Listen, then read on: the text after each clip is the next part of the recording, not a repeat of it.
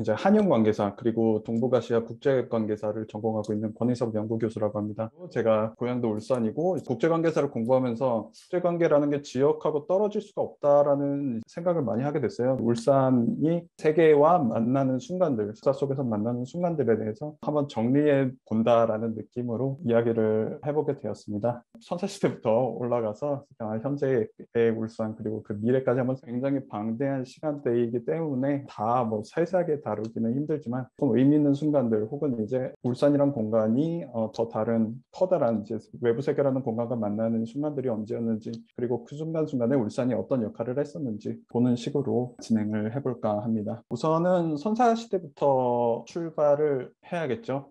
울산이 굉장히 옛날부터 사람들이 많이 머물던 곳이긴 했습니다. 가장 중요한 이유는 아무래도 산과 구름이 좀 많은 지형, 그리고 하천하고 바다가 인접해 있어서 뭐 채집을 위한 식량이 풍부한 환경 이런 것들이 영향을 많이 끼쳤다고 할 수 있겠습니다. KTX역, 울산의 KTX역을 개발할 때 이제 거기서 나온 시나리 유적이 이제 2만 년 이전에 구석기 후기 유적으로 밝혀지게 되었습니다. 그래서 벌써 구석기 시대 후기부터 사람들이 정착하고 살던 도시 이 울산이다. 그리고 신석기 시대에 들어오면서 신석기 시대 유적들도 나타나기 시작하는데 다른 지역 뭐 상대적으로 농경은 늦은 편이었습니다. 그럼에도 불구하고 신석기 중기 이후에는 이제 영농과 관련된 유적들이 나오면서 패총이라든가 뭐 비너스상이라든가 이런 의미 있는 신석기 시대 유적들이 나오기 시작을 하고요. 그다음에 청동기 시대에 들어서면 이제 본격적으로 이제 농경지를 중심으로 유적들이 구릉지에 주로 형성이 되죠. 그리고 울산이 상대적으로 청동기 유적이 신석기나 구석기에 비해서는 많은 편입니다. 그건 역시 이제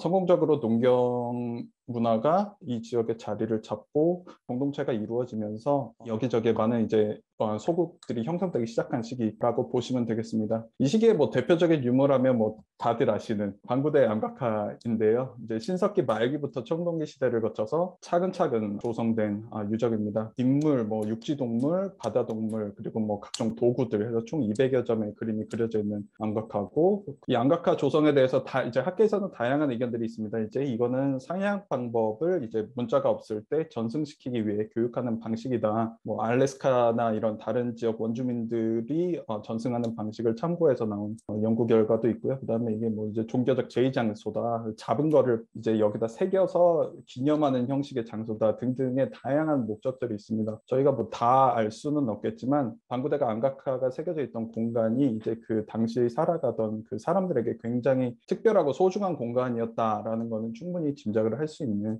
그런 암각화가 되겠습니다. 보시면 아시겠지만 굉장히 다양한 곳에 다양한 동물들이 있습니다. 여기 이제 고래들도 굉장히 많고요. 또 이제 울산에서의 포경의 역사가 굉장히 길었음을 보여주는 증거이기도 합니다. 그리고 뭐 호랑이라든가 여기 이제 호랑이 덫을 이렇게 놓아가지고 호랑이를 잡는 모습도 보이고 이쪽에 이제 배로 보이는 이제 도구들도 있고 여기 이제 사냥꾼이라든가 관찰하는 사람 뭐 이런 사람들도 있고 그 당시 생활상을 굉장히 다양하게 보여주는 유물이라고 보실 수 있겠습니다. 선사시대의 발달을 보면은 기구 자체도 굉장히 정교해지고 발달을 하게 되다 보니까 이제 농경문화 기술이 도입이 되고 생산량 자체가 많아지면서 부를 축적하게 되는 시점이 도달하게 됩니다. 그러면서 이제 각 구성원들 사이에서 이 개인 간의 소득 격차가 생기게 되고 그로 인한 권력의 격차가 생기게 되고 생겨난 부를 지키기 위해 서로 공동체 간의 갈등이 생기게 되고 이를 막아내기 위한 초기 국가 형태가 생겨나게 됩니다. 그래서 그 고대 소국으로 체제로 진행이 되게 됩니다. 그래서 이제 원삼국 시대, 그러니까 삼국 시대가 정립되기 이전에 마한, 진안, 변안이 있던 그 시기에 이제 울산은 진안에 속했던 걸로 많이 이야기가 됩니다. 그래서 진안이 당시에 이제 여러 국가로 나누어져 있던 상황이었는데 그 가운데에서 이제 어떤 게 울산의 고대 국가냐라는 얘기들이 많이 있는데요. 예전에는 이제 삼국지 위지 동이전에 나왔던 염해국이라는 나라를 이제 울산의 고대 국가다라고 보는 견해가 있었습니다.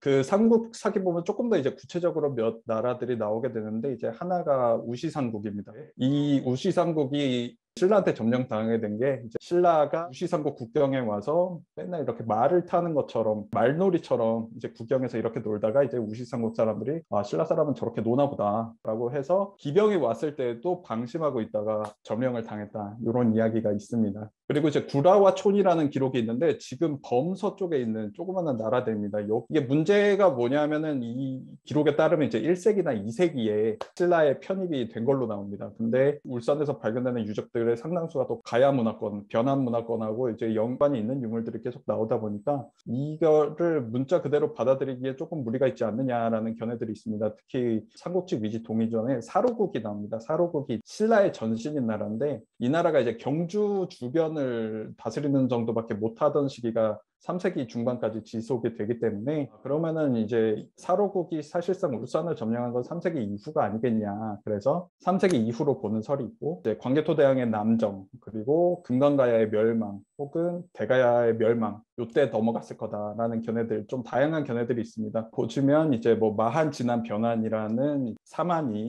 남부에 자리 잡고 있었고 고구려도 아직 주력은 압록강 너머에 자리 잡고 있던 시기였습니다. 범서 쪽으로 보시면 되겠습니다.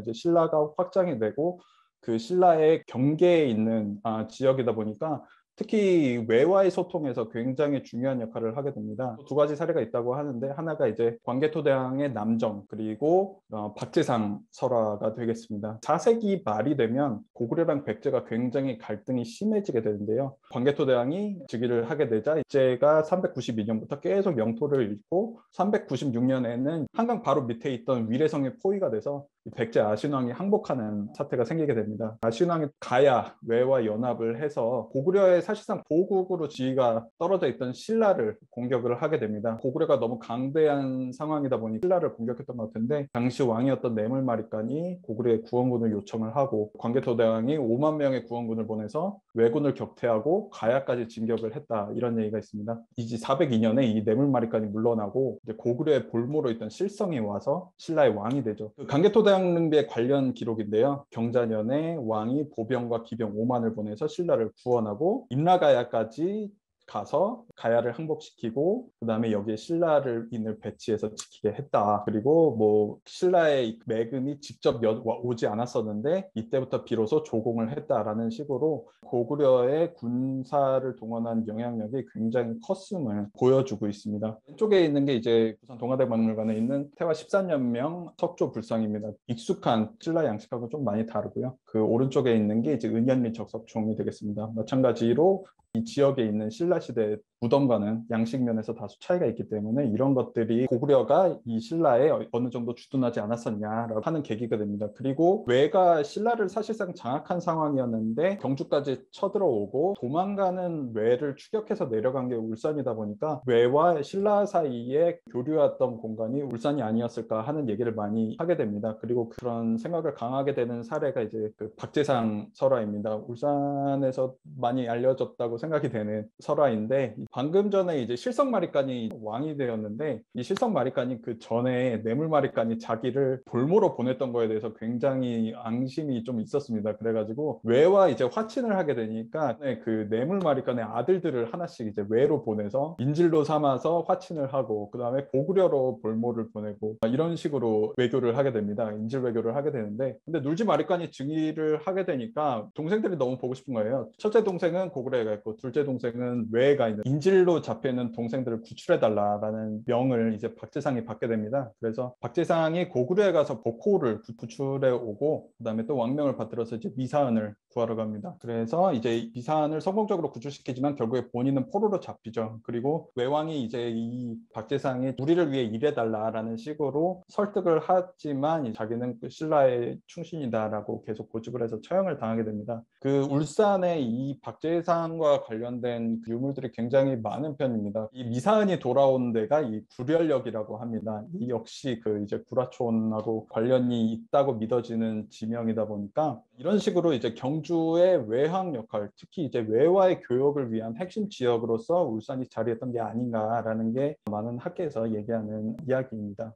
곳곳에 관련 내용이 있는데요. 처음에 말씀드렸던 우시산국 같은 경우는 이 남쪽에 있고 또 이제 구라와촌이라고 믿어지는 곳은 이제 범서 쪽이고 이제 박제상 유적지 도시라고 이제 많이들 믿는 데는 망부석, 시산서원이 있던 데고, 박재상이 이제 일본으로 떠났다고 많이 이야기되는 율포는 이제 지금의 강동 쪽이 되겠고요. 그리고 이제 아내가 남편의 사망 소식을 듣고 억울해서 이제 울다 망부석이 됐다라고 하는 곳은 이 위쪽에 있고, 새가 되어서 날아갔다라고 전해지는 은으람은 또 치산서원에서 멀지 않은 곳에 이렇게 자리를 잡고 있습니다. 그래서 당시의 유적들을 울산 쪽 일대에 많이 집중이 돼 있는 점, 그리고 구라와초니 이후에 많이 이제 뭐 나오는 점, 그리고 주요 항구가 울산을 통해서 배들이 왔다 갔다 할 때 지금의 중부 쪽에 이쪽까지 올라왔던 점을 고려를 하면은 울산이 이 지역에 지금의 뭐 서울의 인천 같은 그런 역할을 했던 곳이다. 그리고 통일신라 시대에 들어서게 되면 이제 고구려와 백제가 이제 하나씩 이제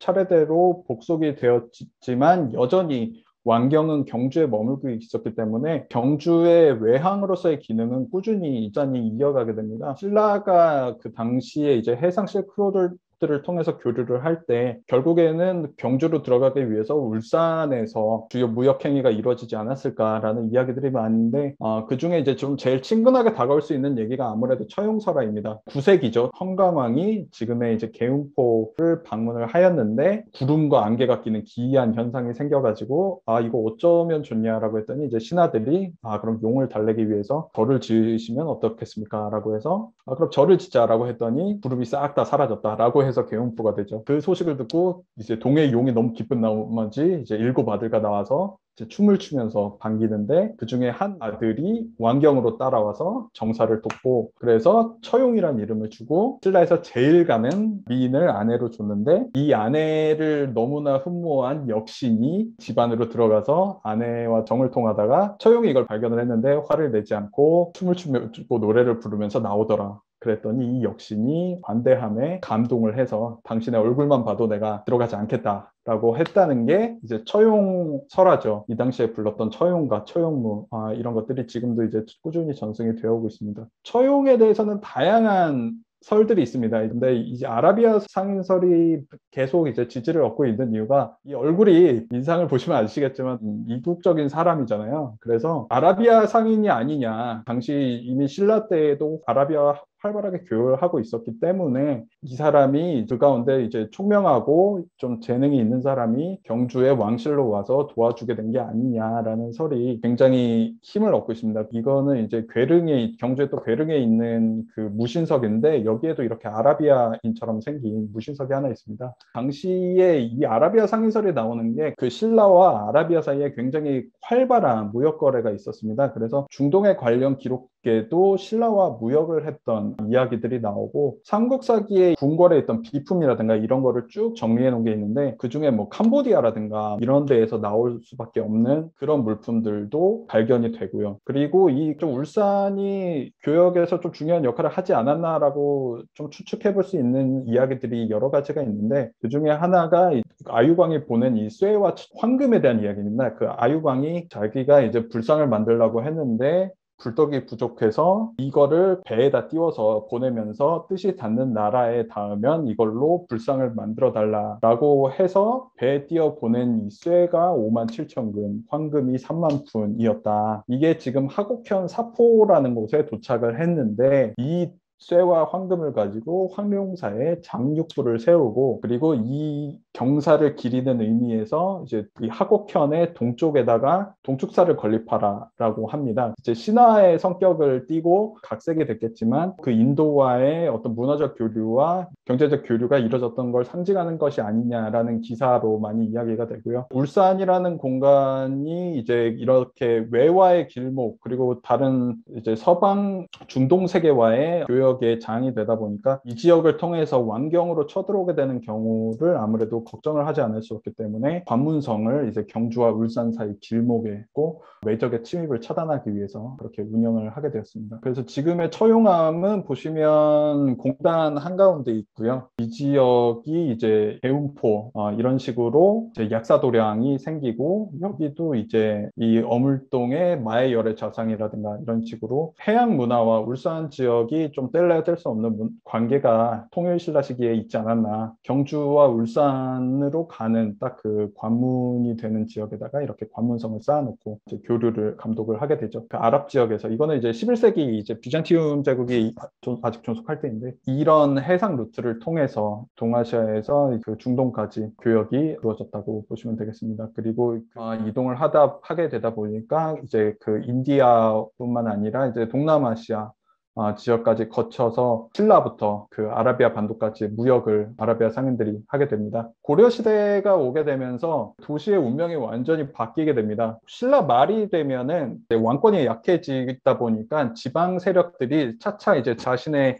사병을 모집을 하고 토지를 계속 확장해 나가도 왕이 제어를 하지 못하는 상황이 오게 됩니다. 이제 울산에서 일어난 호족 중 하나가 박윤웅인데 이 사람이 지금 이제 학성공원과 그 중심 일대에다가 신학성을 지었습니다. 이게 이제 울산의 다른 별칭으로 쓰이게도 되죠. 지금도 뭐 중학교와 고등학교의 이름이 남아있는 이 신학성을 두고 울산에서 이제 있던 철광을 운영을 하게 되면서 강력한 무력과 경제력을 장악하게 됩니다. 특히 울산의 무역을 장악하게 되면서 굉장히 큰 호족으로 성장을 하게 되는데 신라의 구구는 다 했다라고 해서 고려로 투항을 하게 됩니다. 그래서 이 고려에 투항을 한 것을 기쁘게 여겨서 울산박씨가 생기게 됩니다. 그래서 처음에 흑랩으로 불리다가 8년이 되면 울주군으로 개편되면서 이제 조금 더 낯익은 이름들이 나오게 되죠. 고려 시대는 이제 중심이 무역의 중심도 그렇고 개경으로 넘어가게 됩니다. 그러다 보니까 이제 무역을 통한 이익을 옛날처럼 누리지 못하게 되는데 그래도 굉장히 고려 시대 동안 계속 번영했던 고장으로 기록이 남아 있습니다. 물산이 풍부했기 때문에 이를 통해서 번영을 하던 고장이었는데 1350년부터 고려 각지에서 이제 왜구의 침입을 받기 시작합니다. 왜구가 14세기에 들어서면서 갑자기 증가하게 되는데 이게 일본이 남북조 시대로 들어서면서 통치력이 약해지다 보니까 해적을 막기 위해서는 중앙의 권력이 굉장히 중요한데 통제되는 권력이 없다 보니까는 이제 왜구가 계속 침입을 하게 됩니다. 그래서 이에 대비하기 위해서 울산읍성하고 언양읍성을 건축을 하게 되는데 언양이 진짜 바닷가에서 한참 들어가잖아요. 그럼에도 불구하고 거기다가 읍성을 설치해서 방비를 해야 될 정도로 나중에는 이제 주에 머물던 지주사가 경주로 가야 될 정도로 왜구의 침입을 꾸준히 겪어서 황폐해집니다. 조선이 들어서면서 이제 울산군으로 개칭을 하면서 여기에 이제 병마 절제사형이 설치가 됩니다. 좌도 우도 경상도를 왼쪽 오른쪽으로 나눠서 하나씩 병영을 뒀었는데 이게 지금의 이제 울산의 병마 절제 사용이 됩니다. 계속되는 외구 침입 때문에 니들이 이렇게 자꾸 쳐들어오지 말고 허가받고 와서 장사를 하자. 이건 어떻겠냐. 그렇게 얘기를 해서 이 출입을 통제할 목적으로 1407년에 부산포 네이포를 열고 이제 1426년에 울산에 연포를 열면서 울산도 이제 그 일본과의 다시 한번 그 교역의 중심지가 됩니다. 수가 많아지니까 조정과의 갈등을 계속 빚고 지역과의 갈등도 계속 빚게 되고 이 사람들한테도 세금을 걷자라는 식으로 정책이 바뀌게 됩니다. 그러면서 이 외인들의 반발을 사게 되는데요. 삼포에서 이 한국 외인들이 난동을 부리게 됩니다. 이게 삼포회란인데 결국에는 그 조선인 민가를 약탈을 하고 이제 토벌군이 오게 되자 도주를 하게 되었는데 이때 이제 그런 식으로 조금 긴장된 관계가 진행이 되다가 임진왜란이 터지면서 울산이 말 그대로 이제 일본군의 첫 번째 상륙 대상지가 되어서 굉장히 고생을 하게 됩니다. 임진왜란 때 진군한 부대 중에 제일 아무래도 가장 유명한 장군 중에 하나가 이제 가토 기요마사인데 주공이 세 군데로 나눠져서 갔었습니다. 근데 그 중에 가토 기요마사 같은 경우에는 울산으로 상륙을 한 다음에 경주를 점령하고 함흥까지 올라가는 그런 전략을 취해서 올라가게 되고요. 임진왜란이 초반에 군이 전혀 정비가 안 된 상태에서 기습적으로 당하다 보니까 정말 2주 만에 이제 한성에 함락이 되고 임진왜란 하면은 일본한테 점령당했던 전쟁이 아닌가라고 생각하실 수도 있는데 명의 원군이 도착을 하고 나서는 계속 이제 밀고 내려오게 됩니다. 평양성도 수복을 하게 되고 1593년이 되면 이제 일본의 주력군이 후퇴를 하게 됩니다. 일본이 명하고 조선과의 강화를 시도하게 되는데 이때 조선을 점령하고 있는 게 유리하다 보니까 이제 서생포 외성을 지은 다음에 그 회담을 진행하게 됩니다. 강화 회담을 이제 평양에서 이제 후퇴할 때부터 계속 하게 되는데 도요토미 히데요시가 명나라의 황제의 딸을 일본 천황의 후궁으로 삼게 하는 것, 조선의 8도 중에 4도를 넘기는 것, 그리고 조선의 왕자를 볼모로 보내라는 내용이었는데 다른 것도 있지만 이 세 가지는 진짜 그 조선이나 명이나 받아들일 수가 없었기 때문에 도요토미 히데요시가 자기가 원했던 건 전혀 이루어지지 않았으니까 격분을 해서 쳐들어오게 된 게 정유재란이죠. 다시 진공을 하게 되니까 가토가 당시 이제 경상 좌도를 다 맡게 되는 상황이 되었어요. 그래서 서생포보다는 조금 더 위에 이제 경주나 이제 영천 같은 지역도 견제를 할 수 있는 거점이 필요하다라고 해서 2달 만에 울산성을 건설하게 됩니다. 12월에 완공이 되는데 문제는 이제 완공되자마자 조명연합군이 5만 5천 명의 병력을 이끌고 공성을 시작하게 되죠. 전국시대를 거치면서 일본의 축성기술이 굉장히 발달을 하게 돼서 수비력을 완전히 강조한 그런 성을 짓다 보니까 조명연합군이 굉장히 초반에 고생을 하게 됩니다. 그래서 차라리 물을 끊어버리자라고 해서 이 안에 이제 일본군이 말라 죽기 시작합니다. 그래서 나중에 물이 부족하니까 알을 배서 피를 마시고 나중에 뭐 소변도 마시고 이랬을 정도로 간신히 버티다가 서생포와 부산 쪽에 주둔하고 있던 일본군이 듣고 원군을 보내서 이 원군이 도착하게 된 게 총 6만 명입니다. 그렇게 되다 보니까 상대가 쉽게 되지 않고 조명연합군 입장에서도 그리고 날이 겨울이다 보니까 또 이제 동사자가 생기기 시작하는 거예요. 아 이번엔 안 되겠다라고 해서 철수를 하게 됩니다. 이게 1차 울산성 전투고 이 전쟁을 어떻게든 끝내기 위해서 조명연합군이 3개로로 이 동남쪽 해안에 주둔하고 있던 일본군을 전반적으로 압박을 하려고 들어오게 됩니다. 근데 울산성을 결국에 함락을 못 시켰는데 가토 기요사마가 도요토미 히데요시가 죽었다는 이야기를 듣게 되자 울산성을 불태우고 퇴각을 하게 됩니다. 그러면서 이제 정유재란이 마무리가 되고 울산성도 수복이 되죠. 아무래도 임진왜란의 가장 활약이 컸던 게 이순신 제독이 이끄는 수군이다 보니까 임진왜란 전투를 얘기를 할 때 해전은 되게 많이 들어보셨을 텐데 울산성 같은 경우는 모르는 분들도 굉장히 많은데 이 울산 지역이 임진왜란 당시에 일본군 잔류의 거점이었고 굉장히 전략적으로 중요했던 공간이고 임진왜란과 정유재란을 끝내는 데 있어서 조선하고 명에게도 중요했던 지역이었다고 볼 수 있겠습니다. 이게 당시 이제 울산성 전투도인데 울산성을 이제 포위하고 있는 조명연합군의 세력인데 완전히 포위를 하고 그 울산성 내에 있던 가토군을 고사 상태로 몰아가고 있던 전투였습니다. 그 가토 기요사마가 이제 구마모토로 돌아간 다음에 성을 짓습니다. 그 일본의 3대 성이라고 불리는 구마모토 성을 이제 짓게 되는데 울산에서 워낙 고생을 하다 보니까 이제 안에다가 우물을 120개를 팠다고 합니다. 그래서 절대 물이 없어서 고생하진 않겠다라는 어떤 의지가 보이는 축성을 하게 되고 강박적으로 수성에 대한 준비를 하게 됩니다. 그래서 난공불락의 성으로 굉장히 이름을 떨치게 되고 여기 지금 구마모토에 가면은 울산마치라는 동네도 있어요. 어떻게 울산마치가 됐느냐에 대해서는 뭐 여러 가지 견해가 있긴 합니다. 뭐 가토가 이제 울산에서의 경험이 너무나 강렬했기 때문에 이를 반면교사 삼고자 했다라는 설도 있고 실제로 이제 울산에서 끌려온 사람들이 거주하게 되면서 생긴 게 아니냐라는 이야기도 있고 이후에 이제 울산은 도호부로 승격을 합니다. 임진왜란 때의 마지막 고루로서 저항을 해야 했던 그런 면들에 대해서 이제 농공치사가 있게 되는데 그 이후에도 계속 군사도시로 자리를 잡게 됩니다. 그래서 동국여지 승람이나 이런 조선시대 지리지들을 보면 이제 울산의 사람들이 굉장히 물을 좋아하고 거친 성격이다라고 많이들 얘기하게 되는데 이제 이런 전쟁을 오래 겪고 이제 외적의 침입도 많이 겪고 이런 역사적 경험이 쌓이면서 여기 사람들이 험하다 이런 인상이 남게 됩니다. 그래서 조선이 쭉 이어지다가 이제 대한제국 시대가 되면은 이제 흥미로운 일이 벌어집니다. 장생포가 개항이 되는데 동북아시아 지역 그리고 북서태평양 지역의 고래잡이가 굉장히 예전부터 많이 진행이 됐었고 서양 국가들이 근대식 고래잡이에 굉장히 관심이 많았어요. 그래서 이제 미국이 일본을 개항하게 될 때도 미국에서 온 포경선이 일본에 배를 대고 싶은데 미국을 좀 대려면은 뭐 서로 어떻게 해야 될지 이게 규정이 필요하지 않을까라고 해서 일본 개항에 관심을 가지게 된 거거든요. 이제 러시아 같은 경우에는 이 러시아 황태자였던 니콜라이 2세가 일본에 갔다가 고래잡이가 굉장히 성행하는 거를 보고 돈이 되겠다라고 해서 이제 태평양 어업 주식회사를 세워서 여기서 포경을 시작하게 됩니다. 근데 이 업체를 블라디보스토크에 세웠는데 블라디보스토크가 문제가 되는 게 겨울에 얼어서 안 오는 항구를 원하고 그 항구를 쓰고 싶어 했는데 그래서 이제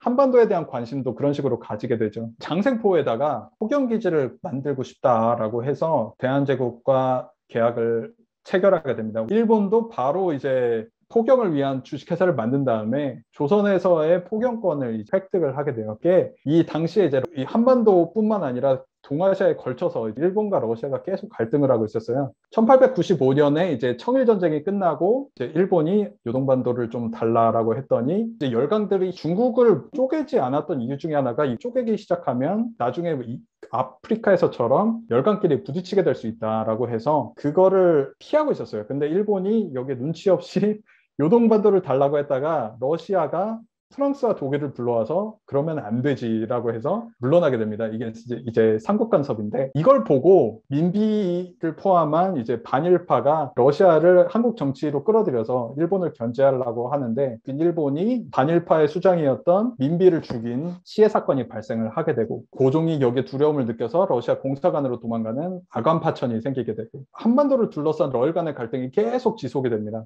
러시아도 한반도에 항구를 두고 싶어하고 일본은 러시아가 한반도에다가 항구를 두면 너무 가까워서 위험하니까 러시아가 항구를 확보하려고 할 때마다 일본이 이제 개입을 하게 돼요. 그래서 러시아와 일본이 한반도를 둘러싼 갈등이 계속 폭발하게 된 게 러일 전쟁인데 일본이 경복궁을 점령하고 제일 먼저 한 것 중에 하나가 러시아 포경권을 취소해버리죠. 이제 일본이 한반도에서의 포경 사업을 독점하다가 일제강점기가 되어서도 계속 이어지게 되고 나중에 또 일본 포경과 합해지게 됩니다. 실은 한반도를 둘러싼 굉장히 많은 러일 간의 갈등이 있었고 이 장생포와 울산 역시 그런 갈등의 현장 중에 한 군데였다라고 생각을 하시면 될 것 같습니다. 그리고 이제 일제강점기로 넘어가게 되죠. 울산도 합병이 되고 일본의 영토가 되면서 일본식 행정구역으로 재편이 되고 체제도 식민체제로 전환이 되기 시작합니다. 울산도 굉장히 많은 독립단체가 생기고 또 의병활동들도 있었고 꾸준히 일본에 저항하는 독립운동이 계속 진행이 됐는데 한편으로는 일본은 식민지 조선을 일본 본토를 위한 공간으로 바꾸기 위해서 계속 노력을 합니다. 그래서 20년대부터 한반도가 합병이 되고 그 남만주까지 있는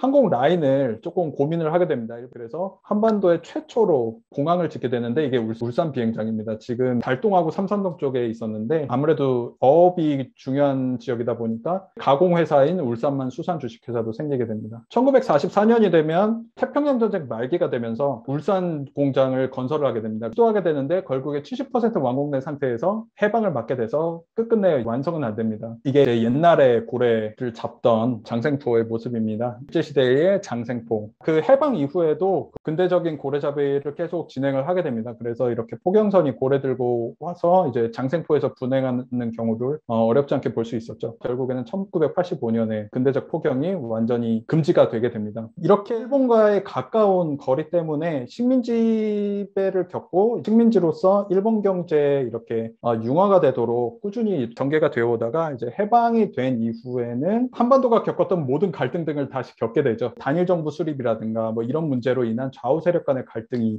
울산에서도 벌어지게 됩니다. 신불산에서의 빨치산을 소탕하기 위한 작전이 49년부터 뭐 한국전쟁 내내 이어지기도 하고요. 또 전쟁이 발발한 뒤에 보도연맹 가입자들에 대한 민간인 학살이 청량면 쪽에서 있었고 울산도 이런 갈등을 겪게 되죠. 그리고 한국전쟁 때 이제 북한군의 점령은 당하지 않았지만 그 포항 쪽으로 전선이 확대되면서 이제 포항 경주 쪽에 피난민이 대거 유입되면서 또 도시의 성격이 한번 바뀌게 됩니다. 그리고 울산이 1962년에 군사정변으로 권력을 갖게 되고 국가재건 최고회의에서 국가개발계획을 발표하면서 다시 한번 울산이 가지고 있던 지리적 이점, 항구 조성하기 좋은 울산, 포항 같은 지역이 이제 공업지구로 지정이 되면서 그 이후에 지금의 이제 공업도시로서의 정체성을 가진 울산이 됩니다. 그래서 꾸준히 이제 발전을 해오고 1995년에는 통합울산시가 출범을 하게 되고 97년에는 울산광역시로 습격을 하게 돼서 지금의 형태를 갖추게 되죠. 2010년대 초반 울산의 조선업이나 자동차업이 최전성기였을 때에 전국 수출의 18%가 울산에서 나올 정도로 산업 비중 면에서 중요한 도시였고 또 국내 최고 수준의 어떤 총 지역 생산을 보여주던 도시이기도 한데 울산에 사시는 분이라면 많이 느끼시고 저도 이제 좀 우려되는 부분들이 있던데 전통적으로 공업 중심의 제조업 도시이다 보니까 경쟁국들이 올라오면서 조선업 이나 뭐 다른 제조업에서 조금 이제 어려움을 겪기 시작을 했죠. 특히 2008년 이제 세계 경제 위기 이후에 특히 타격이 컸기 때문에 또 이제 코로나 때문에 이제 뭐 큰 타격을 입기도 했습니다. 그리고 이제 IT 혁명이 계속 진행되다 보니까 인류가 조금 이제 처음 이제 이런 시대로 접어들죠. 이제 지리적 이점이나 지리적 약점이 더 이상 지배적인 요소가 되지 않는 시대가 점점 오게 되면서 수도권이 가지고 있는 인프라 때문에 수도권으로 인력이라든가 뭐 기업이라든가 모든 게 지금 좀 더 집중되는 현상이 점점 심해지고 있죠. 그래서 이런 다양한 도전들을 지금 맞이한 시기가 아닌가. 어떻게 보면 시대의 전환기이기도 하죠. 산업이 바뀌고 국가의 정체성, 도시의 정체성이 바뀌어가는 이 시기에 울산도 여기에 적응하고 계속 번영하기 위해서 어떤 고민을 해야 되지 않을까라는 생각을 하게 됐습니다. 결국에 도시라는 것도 굉장히 많은 사람들이 형성한 유기체이고 유기체인 집단이 지금을 어떻게 인식하는지 그리고 미래를 어떻게 설계하는지를 하려면 일단 지금의 내가 오게 된 그 옛날이 어땠을까라는 과정을 아무래도 보게 되는 게 중요하지 않나. 문명이 진보를 하고 기술이 발달을 한다고 해도 결국에는 도시라는 공간도 인간이 만들어가는 공간이다 보니까 과거의 울산을 이해하고 정체성을 확립하는 과정이 중요하지 않나. 울산이라는 공간이 굉장히 오랜 역사를 가지고 끊임없이 발전을 해왔는데 역사에서 보신 것처럼 굉장히 번영하던 시기도 있고 외세에 시달려야 했던 시기도 있는데 그런 이렇게 흥망성쇠가 있지만 결국에 이 살아오는 사람들이 거기에 어떤 식으로 대비를 하느냐, 어떤 식으로 적응해 가느냐, 이러는 거를 한번 고민해 보면 좋았겠다라는 생각으로 오늘 강의를 준비하게 되었습니다. 한번 좀 본인이 이렇게 살고 있는 울산이란 공간, 혹은 이제 일하고 있는 울산이란 공간에 대해 생각해 보시는 기회가 되었길 바랍니다. 예, 이것으로 강의를 마치겠습니다. 감사합니다. 한 가지 울산이 이제 역사가 이렇게 보면 서울이나 이제 다른 지역에 비해서 역사적인 이렇게 흔적 이런 것들이 울산이 이제 많지 않은 것 같아요. 이렇게 와서 저는 한 네. 7년째 울산에 이렇게 있는데 그런 배경이 일본의 외침 이런 거하고 많이 관련이 있다고 봐야 되나요? 한국의 많은 유적들이 그런데 보통 세 개의 이벤트로 많이 잃어버렸습니다. 하나가 이제 몽골이 침입했을 때랑 하나가 이제 임진왜란이고 나머지 하나가 6.25 전쟁인데 울산 같은 경우에도 임진왜란이라든가 그런 외침들도 있겠는데 울산이 조금 특이하다고 생각되는 게 아까 자료에도 잠깐 얘기를 했습니다만 그 피난민이 굉장히 많이 몰리고 그리고 공업지역이 설정이 된 다음에 그 외지에서 일자리를 목적으로 유입된 분이 단시간에 굉장히 많이 늘어나게 됩니다. 그래서 이렇게 늘어나신 분들 때문에 중구 쪽부터 이제 도시가 확장되어 가는데 굉장히 난개발이 되고 그러다 보니까는 아무래도 도심의 유적들이 조금 다른 지역보다는 좀 고존되었다라는 좀 아쉬움은 있습니다. 아무래도 그 고속성장 시대이다 보니까 이런 보존 문제보다는 개발이 더 중요하던 시기이다 보니까 특히 그 중구 쪽의 유적들이 좀 그런 식으로 많이 아쉬움이 남고 그 외에는 이제 임진왜란이라든가 뭐 그런 부분의 역할도 크지 않았나 그렇게 생각합니다. 저는 울산의 특이한 점이라면 난개발 지금의 난개발도 아니고 고속성장 시대의 난개발이 도시의 어떤 유적 보존이나 이런 거에 큰 역할을 미치지 않았나 저는 개인적으로 그렇게 생각하고 있습니다. 저 같은 경우도 지금 울산에서 생활을 한 지가 이제 1996년도부터니까 26년째 됐고요. 그리고 실제로는 이제 초등학교를 이제 울산에서 다니다가 이제 다른 곳으로 이사를 갔었는데 그때에 비하면 지금 울산이 상점 벽해라고 할 정도로 엄청나게 바뀌었던 기억이 납니다. 야암동 같은 부분도 전부 다 논이었었는데 이제 거기가 엄청난 그런 곳으로 바뀌고 말씀하신 것처럼 어떤 그 개발을 하는 데 있어서 과거에 대한 어떤 생각 같은 것들이 좀 많이 부족하지 않았었나라는 그런 좀 생각이 들고 있고요. 그렇게 봤을 때 이제 앞으로 어떤 좀 도시 개발을 함에 있어서 어떤 것들은 반드시 이것만은 좀 지켰으면 좋겠다라는 그런 생각 같은 게 혹시 있으신가 해가지고요. 저도 굉장히 많이 바뀌는 거를 울산에 내려올 때마다 느꼈거든요. 이제 뭐 학교 다니다가 울산에 오면 뭐가 또 생겼네. 뭐 공원이 생겨 있고 월드컵 경기장이 생겨 있고 그랬는데 저도 이 울산이라는 걸 정의할 때 어떤 식으로 정해야 될까라는 거를 좀 준비하면서도 다시 한번 생각을 해보게 된 것 같아요. 저도 유학을 갔을 때 이제 그 영국 사람들이나 제가 있던 데는 이제 셰필드였는데 그 사람들 같은 경우에 좀 자신들을 정의하는 그게 있었어요. 자기들은 이제 상인의 국가다. 우리는 무역을 하는 사람들의 나라다. 혹은 이제 셰필드 같은 경우에는 이제 포항처럼 이제 제철 사업이 크던 데다 보니까 뭐 강철 도시, 뭐 거기에 이제 요크셔의 조금 완고함 이런 게 합쳐져서 도시 정체성이 확실히 있기 때문에 그 울산도 지금 만약에 뭐를 보존해야 된다, 뭐를 조금 더 강조해야 된다라고 생각을 하려면 강의 내내 제 생각이었던 것처럼 울산이라는 걸 정의하는 약간 역사적 경험이란 게 뭘까라는 거를 고민을 많이들 해봐야 된다고 생각합니다. 뭐 저 같은 뭐 이제 학계에 있는 사람뿐만 아니라 정책을 결정하는 사람이라든가 다 이렇게 한 번쯤 울산이라는 도시가 어땠나, 이제 신라 시대 번영을 누린 도시인가, 아니면 뭐 이제 뭐 외란 때 저항하던 도시인가, 아니면 이제 산업화를 이끄는 도시인가, 이런 정체성에 대한 고민이 확실해지면은 이제 조금 더 보존을 위한 뭐 유적은 무엇일지, 그리고 또 중점을 두어서 다음 세대에 물려줘야 될 유물이나 가치는 무엇인지에 대해서 이야기가 나올 것 같아요. 저는 울산 하면은 그래도 열심히 일하는 사람들의 도시 아닌가. 제조업과 그 공업 공장 같은 걸 이제 많이 보고 자라고 거기서 뭐 3교대 하시면서 출퇴근하시고 뭐 사시는 분들을 봐서 그런 분들의 도시 아닐까. 그리고 뭐 부서에서 뭐 열심히 일하고 함께 했던 그런 가치를 반영할 수 있는 유적이 있지 않을까. 뭐 그런 식으로 고민을 하는 게 어떨까라는 생각을 개인적으로는 합니다. 예, 답변되었길 바랍니다.